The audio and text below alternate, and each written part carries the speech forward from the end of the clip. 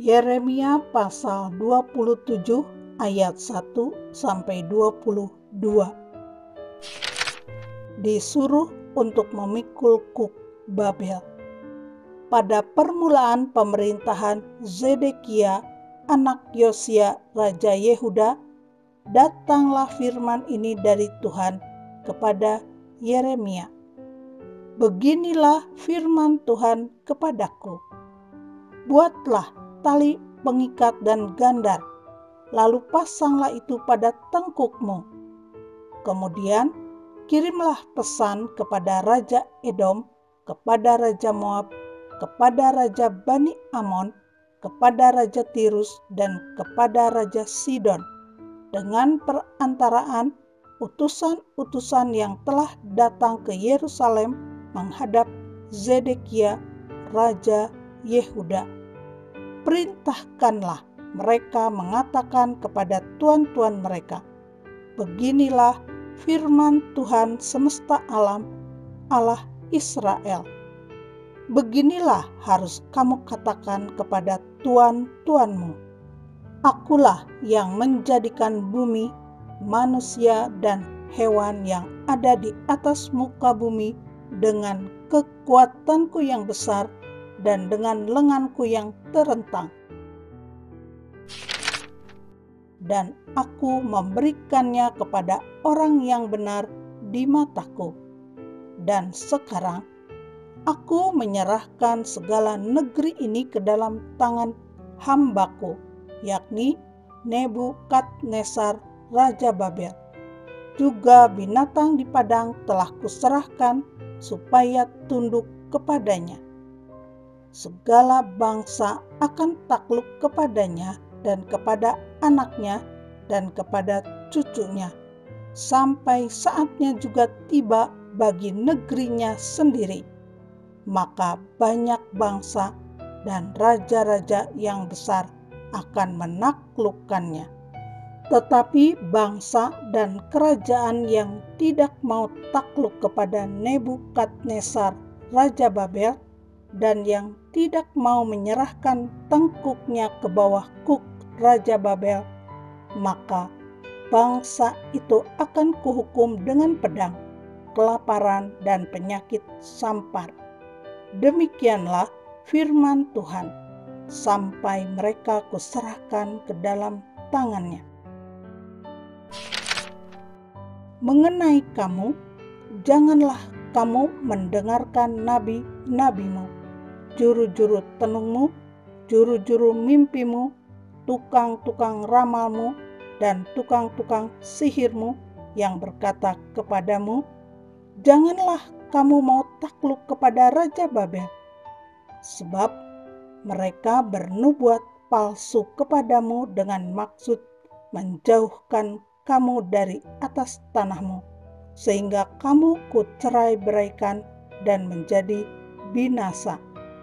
Tetapi bangsa yang mau menaruh tengkuknya ke bawah kuk Raja Babel dan yang takluk kepadanya, maka mereka akan kubiarkan di atas tanahnya.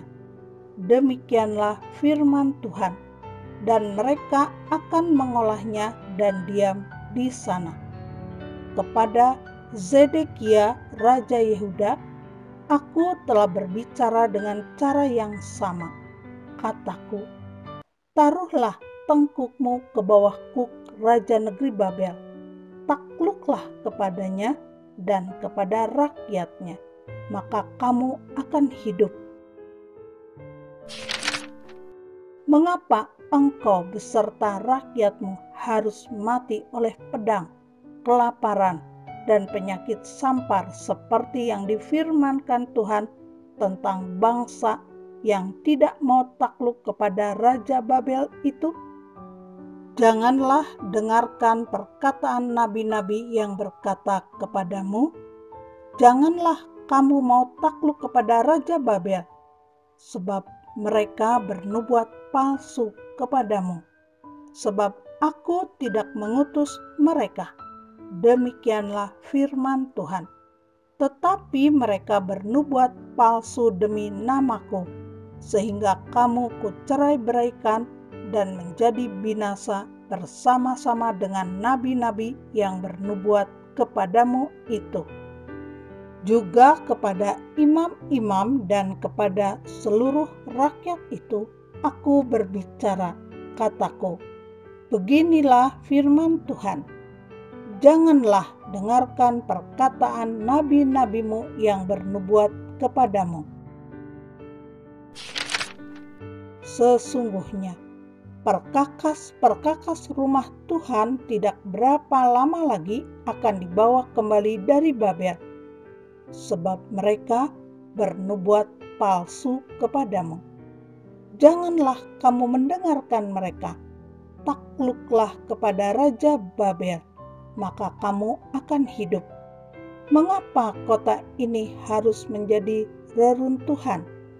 Jika memang mereka itu nabi dan jika ada firman Tuhan pada mereka, baiklah mereka mendesak kepada Tuhan semesta alam, supaya perkakas-perkakas yang masih tinggal dalam rumah Tuhan dan dalam istana Raja Yehuda dan di Yerusalem itu jangan diangkut ke Babel.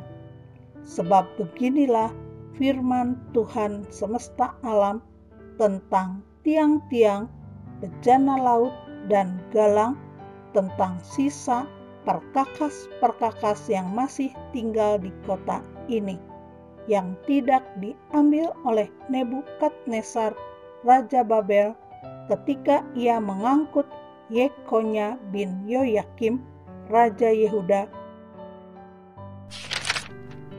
ke dalam pembuangan beserta segala pemuka Yehuda dan Yerusalem dari Yerusalem ke Babel.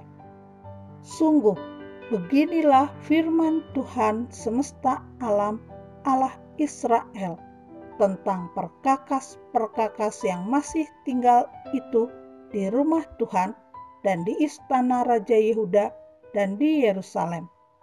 Semuanya akan diangkut ke Babel dan akan tinggal di sana sampai kepada hari aku memperhatikannya lagi.